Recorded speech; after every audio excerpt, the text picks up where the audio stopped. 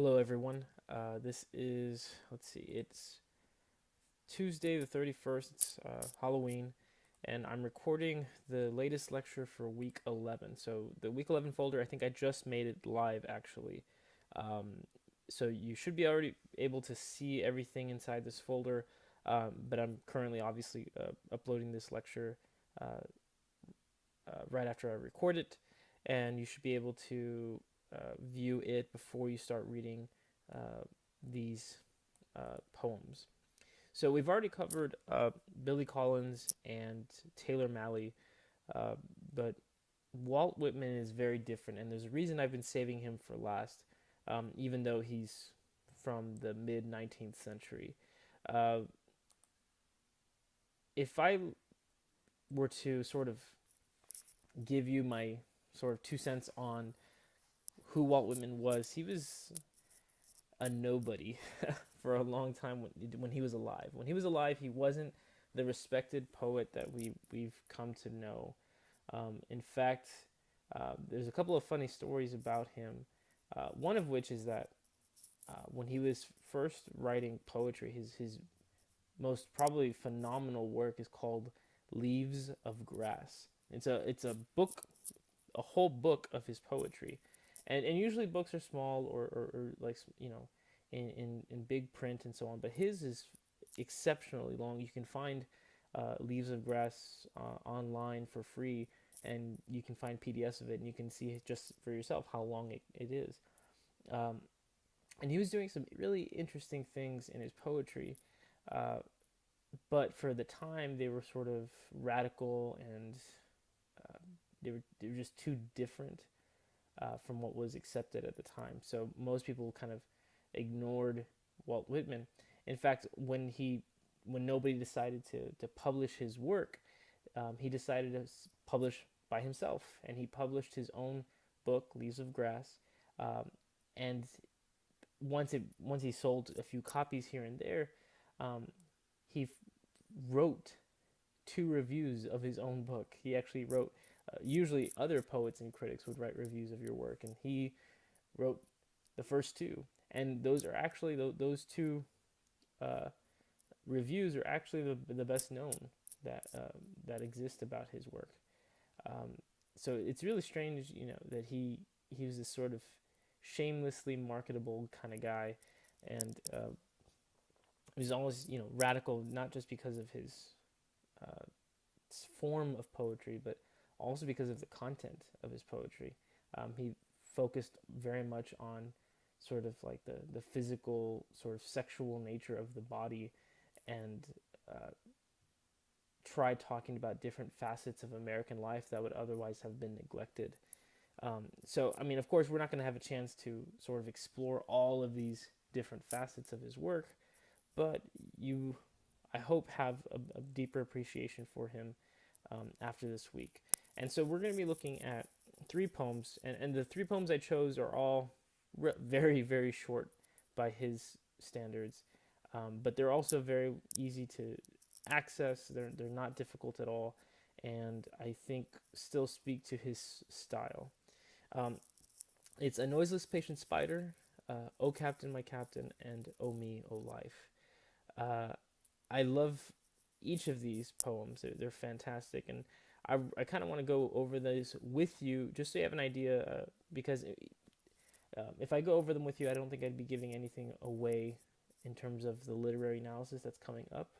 Um, but at least it might give you, some hints about what you could focus on or what you could think about. Um, and that's what I'll go over after I talk about Walt Whitman and his poetry. So let's go through these one at a time. A noiseless patient spider is a sort of, I wouldn't say a closed form, but it certainly doesn't get close to what he's doing.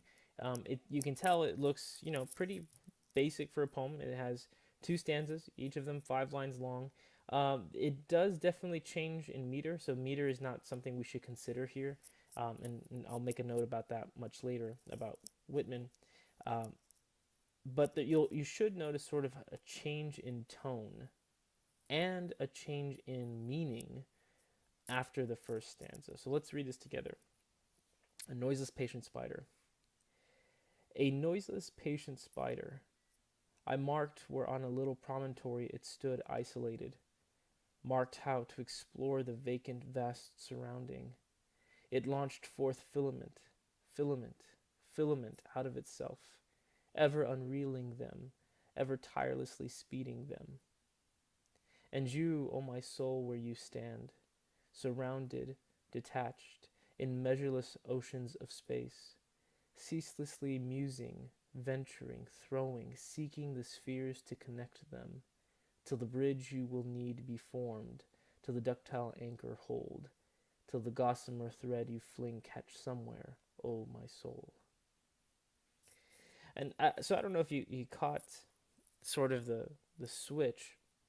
The switch really happens again towards the end, uh, in not just in tone, but also in the addressal. So here he's looking at a spider, right? And the spider happens to be on this little stretch of land, and a promontory is usually, like, if you can think of it, a peninsula, doesn't have much space left. I'm not really sure exactly what he's standing on or what this spider is looking at, but he seems to be all stretched out in the middle of nothing, right? All by himself. And it's looking around, and if you look at the spider might be hanging out on a branch, if that's possible too. That might be another way of looking at it. Um, and there's, it's just hanging out like on the little tiny branch with nothing else around it. And so it's stretching out this filament, and of course the filament is the web, right? It launches this web out of itself, and it keeps unreeling it and constantly speeding through it, right? And so that's what a spider sort of does. And it's noiseless, meaning it's really quiet. There's no noise. It's completely devoid of anything. And we think of the spider as this infinitesimal sort of creature that's so infinitely small we don't really care about it, right? But he compares it to his soul, about his soul where he stands, also surrounded and attached in these oceans of space, or this incredible infinity of nothingness. And it's always constantly doing these things, comparing it to launching forth this filament, trying to connect certain things until it can, have some sort of anchor to hold on to, and then hopefully it'll catch somewhere, where at least the spider its web will catch onto certain things, and of course something will form out of it. And yet he compares this with his soul. And this is not, again, a very difficult poem, but there's a lot of things going on here. Specifically, a word I think you guys should become familiar with is parallelism. Parallelism is this idea that when you come up with an idea, that there should be a parallel or similar idea that matches it. And we can talk about parallelism in several fields, right? Parallelism in math, when you have two parallel lines, or you can talk about it in grammar, where if you have one structure, then the structure after it should match it, and so on. And that's parallelism. But we also see this parallelism in imagery, where the spider sort of is in this sort of vacant space with nothing around it, and now he mimics that sort of pattern, that sort of image with his soul. So again, a really simple, I think, idea that is being expressed in this poem, but it's nonetheless important and obviously needs some attention, I think. And then we get to something like "Oh Captain, My Captain," and this one, it's not too long. It's also, just 3 stanzas, but you'll notice now the actual the physical form is noticeably different. We've got these 4 lines on each of these stanzas that meet the margin on the left hand side, and then we have these 4 lines connected to them that clearly jut out from the margin and kind of go down in this sort of pattern, in this line. And we're not really clear about what that line means or why those lines are shaped that way, but maybe we'll get an idea once we read through it. So before I do, keep in mind that this was written actually for Abraham Lincoln. This was written in 1865, just after the Civil War was won, but Lincoln, of course, was shortly assassinated by John Wilkes Booth. And, of course, Whitman, being or at least, he was a self-proclaimed American poet, the American poet, and he wanted to sort of reflect on what this meant for America. And so this is the poem he wrote, remembering Abraham Lincoln. O Captain, my Captain. O Captain, my Captain, our fearful trip is done. The ship has weathered every rack, the prize we sought is won. The port is near, the bells I hear, the people all exulting, while follow eyes the steady keel, the vessel grim and daring.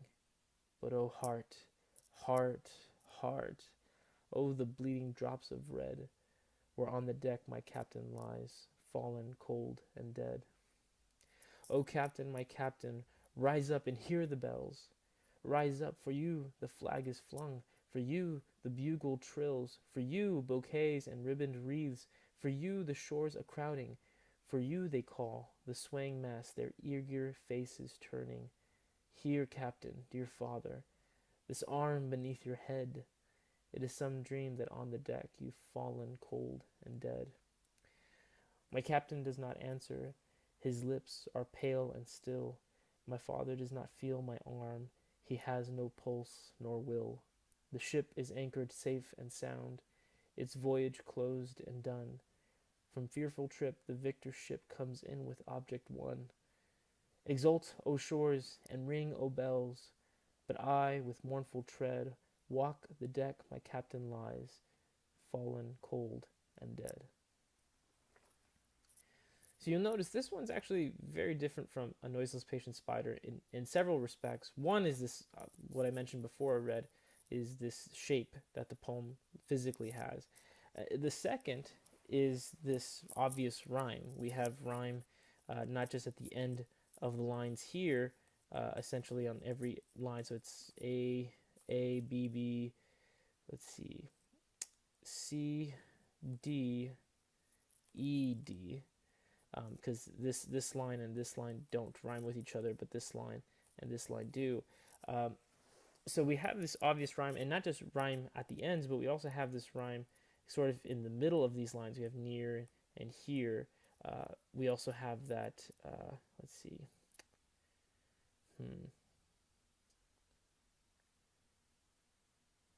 Safe and sound. I guess that was the only time he has that internal rhyme. There might be another example of it, but I'm not seeing it right now. And so obviously he's working with rhyme here. There's even a sense of meter. We do have a specific meter that meets in every line. There's so many syllables per line, even so many syllables in the end of these 4 lines. So this is a very formal sort of poem, which kind of begs the question, right? Why is this poem so formal? Why does it rely so much on rhyme, meter, and physical shape? And I think you might want to think of it about the subject of the poem, right? This poem is "O Captain, my Captain," and so clearly the reader, I'm sorry, not the reader, the narrator, the speaker, is a shipmate who's lost his captain. And although we can say, like, yes, this is about Abraham Lincoln, and Abraham Lincoln is is the representative that we are pointing to when we're talking about captain, but we still need to keep the ship metaphor important, because we have this idea of like dedication, right? And if you've ever been on a ship, there are certain things that have to be done. There's a certain procedure that needs to be, kept to. And I think that's why this poem uses that form. The idea that, there's supposed to be a specific sort of procedure, almost a militant sort of procedure that's kept. And that's kind of what this poem reflects, is this idea that there's this sort of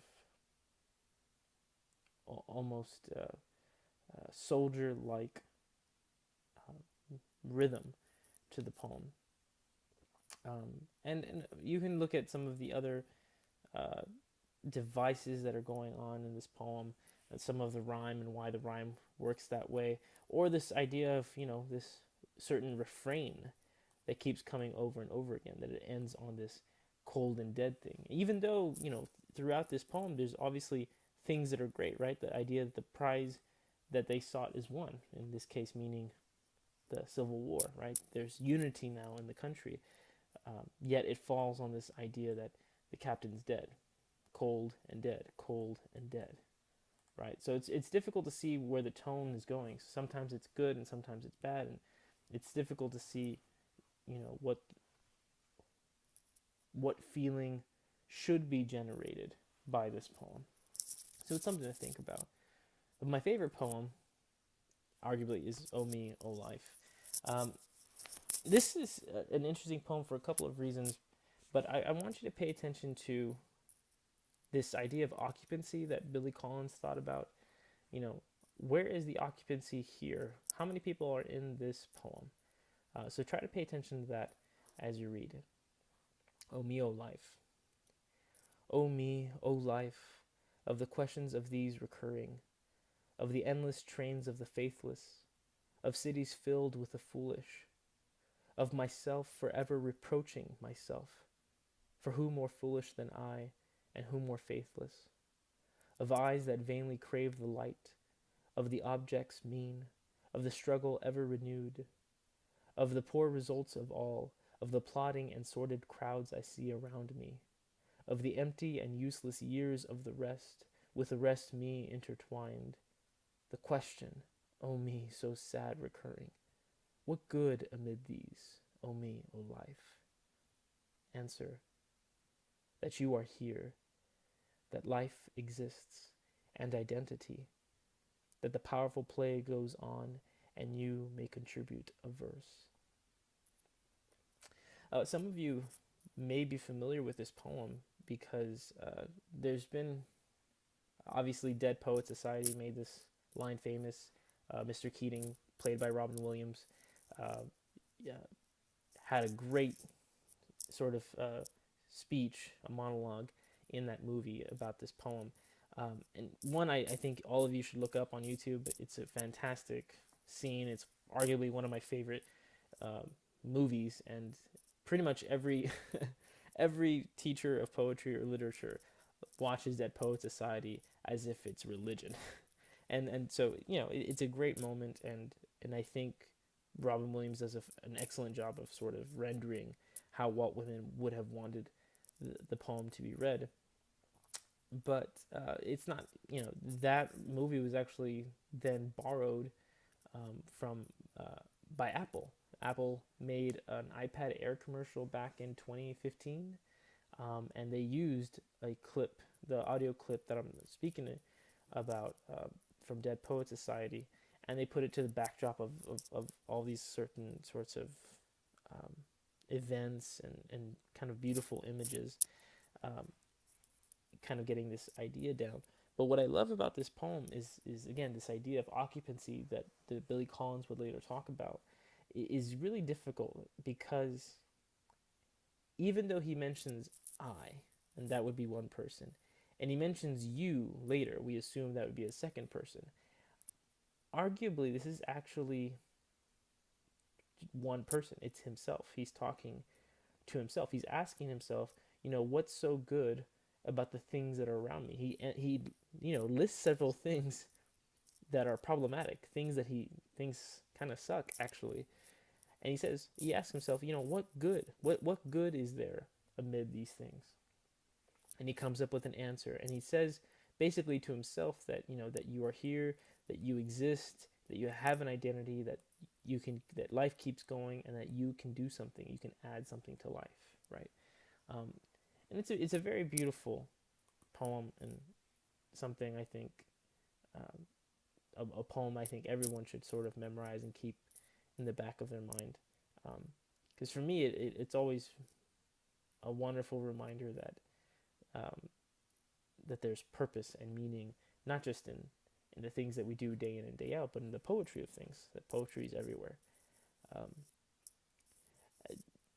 How we determine whether or not, maybe that answer isn't sufficient, right? I know some people have argued, well, I don't really like his answer here, right? It doesn't really address the question of goodness. The fact that life exists, is that inherently good, for instance? But that might be a separate, philosophical question for another day. But Walt Whitman, again, still, I think, does even more interesting things in this poem. One, because of this idea of who the reader really is and who this you is, and the other is because notice the actual spacing here. It's almost like there's two separate poems, right? That we have this really long stanza here with clearly no, sort of uh, uh, rhyme scheme. There's clearly no rhyme. The meter is not there because the line lengths are different. Um, so it's really curious what he's doing here. I mean, we do have this sort of repetition, right? This of, over and over again. So maybe that's working for him. Um, but there's this interesting break, right? We have this interesting break, this sort of indented line here that says, answer, assuming that this is the answer to the question that he asks himself here. And he has this, again, these two lines here that clearly don't rhyme with each other, don't have any sort of meter to them, but are clearly different because of this new introduction of you and you instead of saying I and me, right? So we do have this sort of change in grammar and change in focus. And so what Whitman is kind of doing here is sort of setting up this idea like, no, a poem doesn't have to be, this sort of closed form where it has to have these sorts of, um, patterns. Sometimes a poem can just take shape depending on whatever your purpose is. In his case, he kept writing and writing about these questions that he had or these issues that he took with. And it wasn't until he was satisfied with an answer that he finally, set that apart. Um, very different, for instance, from "Oh Captain, My Captain," where we have a very closed form, and quite different from "A Noiseless Patient Spider," where we have this parallel, you know, uh, sort of reflection of one stanza on another, comparing these two things. So there's lots of different things going on in each of these poems, which is precisely why I wanted to look at them and have you guys read them, because I think you'd appreciate some of the intricacies of the techniques that he's doing, but also, and one of the things I'm asking you guys in discussion board is how we see these techniques and how they contribute to the message of the poem, but also what we see in Whitman's poetry that we might see or have seen in Collins and Malley's poetry. So something to think about. The last thing I want to talk about, though, is the literary analysis. Now, I went over the instructions briefly in the last lecture. I do want to go over that very quickly, just so, go over those instructions one more time, just so we're all clear. The length, I think, is still the same. I haven't changed the length. It's still 900, 1200 words. But the question is different. So what you'll be doing is choosing one of these poets in bold, either Billy Collins, Taylor Malley, or Walt Whitman, and then choosing one of the other poets that we've covered here in italics, Jack McCarthy, William Stafford, Wilfred Owen, and Randall Jarrell. Excuse me. I'm leaving Dylan Thomas out and Lord Alfred Tennyson, or Alfred Lord Tennyson, because I feel like I've already analyzed those and we looked at them kind of carefully already, and I think we'd be better served if we look at poets from the same era. What you need to do then, once you pick these two poets, whichever two you pick, you then need to answer the following question, right? Select two or more poems that contain a moment of conflict, right? That means you're going to have to find poetry where there is conflict. And frankly, all the poetry you've covered has conflict in it, but the conflict's kind of different, and how it manifests itself is quite different.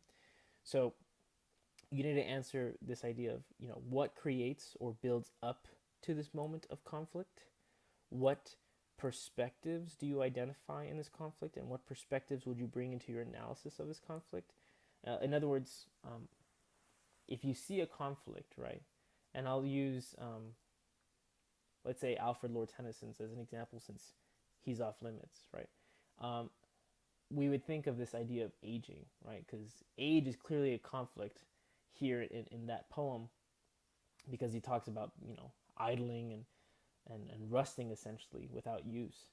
and he wants to shine, essentially. He wants to drink life to the lees. Um, so that would be that's one conflict, right?